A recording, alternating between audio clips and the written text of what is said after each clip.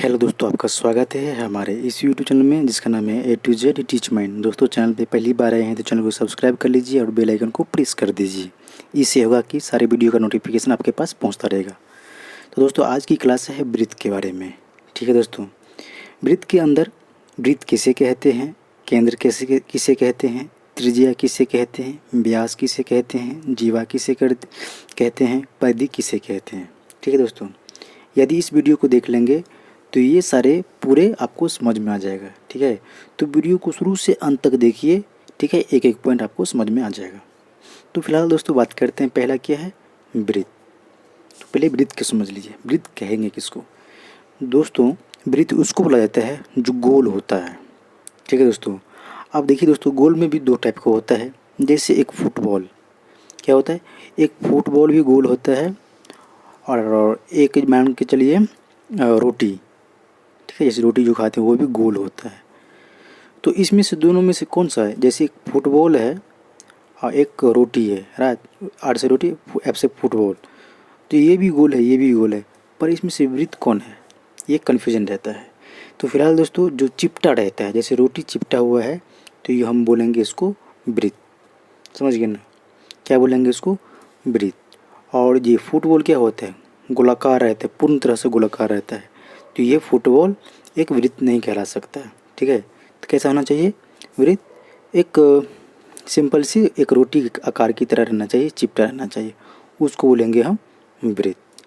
ठीक है, अब यहाँ देखिए दोस्तों, वृत्त की यदि आकृति बोली जाए तो वृत्त एक गोलाकार होता है। जैसे दोस्तों आपको बताता हूँ, देखिए बिल्कुल गोलाकार हो, गोला होना चाहिए, कोई भी टेढ़ा नहीं रहना चाहिए। ठीक है, तो इसको बोलेंगे आप वृत्त। ठीक है, अभी तो दोस्तों ये टेढ़ा दिख रहा है, तो समझिए कि पूर्ण तरह से गोला होना चाहिए, उसी को हम वृत्त बोलेंगे, राइट। अब ये हो गया वृत्त, समझ गए? वृत्त मतलब पूर्ण तरह से गोला होना चाहिए, उसको हम बोलेंगे वृत्त, राइट। और ये केंद्र किसको बोलेंगे? केंद्र। वृत्त के बीचों बीच पॉइंट को हम बोलेंगे केंद्र। तो दोस्तों, इसका बीचों बीच पॉइंट कौन सा होगा? ये जो पॉइंट आप दिख रहे हैं, वृत्त का केंद्र बोला जाएगा इसको। ये जो हो गया आपका ये केंद्र, राइट। अब बात कीजिए त्रिज्या के बारे में। त्रिज्या किसको बोलेंगे? देखिए दोस्तों, ये जो केंद्र, ये तो हो गया केंद्र। क्या है ये? केंद्र, राइट। ये केंद्र हो गया, बीच वाले पॉइंट को केंद्र कहा जाता है। अब हो गया त्रिज्या, तो त्रिज्या किसको बोलेंगे? देखिए, केंद्र से ये जो घेरा है ना, घेरा, यहाँ तक की दूरी को, लंबाई को त्रिज्या बोला जाता है। क्या बोला जाता है? त्रिज्या। समझ गए ना? कहाँ से कहाँ की दूरी की? केंद्र से ये जो लाइन है गोलाकार, यहाँ तक की दूरी को आप बोल सकते हैं त्रिज्या।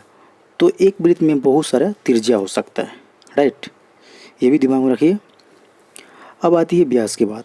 तो व्यास किसको बोलेंगे? अब यहाँ देखिए, ये केंद्र है, यदि इस केंद्र से यहाँ की दूरी को क्या बोला जाता है? त्रिज्या।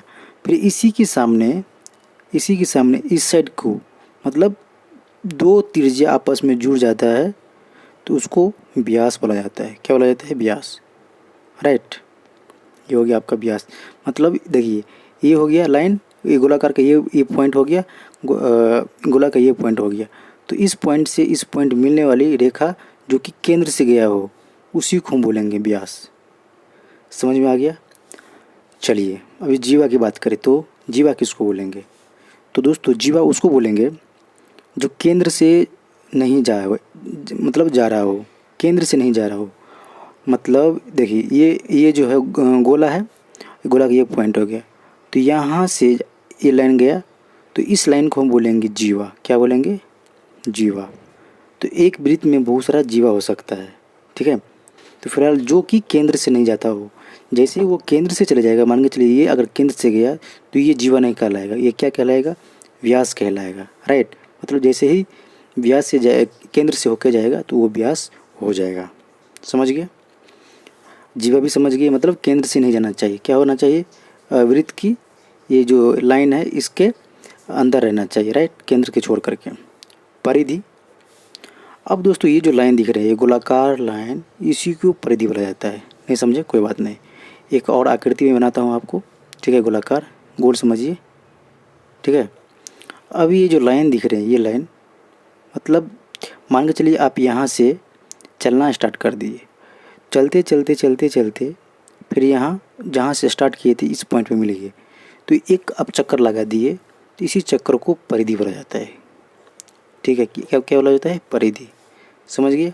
और बीच वाले पॉइंट को केंद्र बोला जाता है, और केंद्र से ये परिधि जो आप चक्कर जहाँ तक लगाते हैं, जहाँ से चक्कर लगाते हैं और केंद्र के दूरी को, इस दूरी को त्रिज्या बोला जाता है। ठीक है, यदि इसी त्रिज्या को आगे बढ़ा दे, यहाँ तक बढ़ा देंगे, तो ये लाइन हो गया आपका व्यास, समझ गए। जीवा, ये लाइन छोड़ करके, ठीक है, जो केंद्र से नहीं होके जाते हो, कहीं से भी जाए, जैसे ये परिधि का ये पॉइंट, परिधि का ये पॉइंट अगर हम मिला दें तो ये हो गया आपको जीवा। ठीक है, समझ गए होंगे। तो आप वृत्त समझ गए, केंद्र समझ गए, त्रिज्या समझ गए, व्यास और जीवा और परिधि। ठीक है, इस वीडियो में समझ गए। किसी और वीडियो में डिस्कशन करेंगे दोस्तों वृत्त के बारे में ही। फिलहाल दोस्तों आज के लिए इतना ही। जय हिंद, जय भारत।